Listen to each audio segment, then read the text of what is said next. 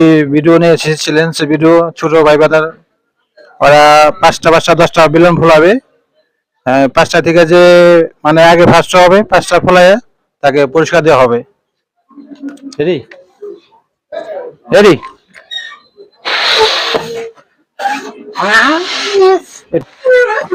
কেউ জিতবো বলো? শরীফ। আচ্ছা দি শরীফ জিততে পারেনি। আলাদা আলাদা রাখবো।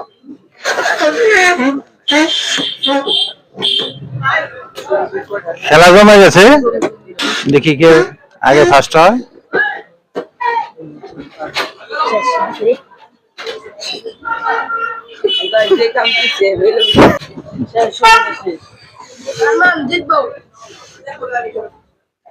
আচ্ছা আমাদের বিজয় পেয়ে গেছি।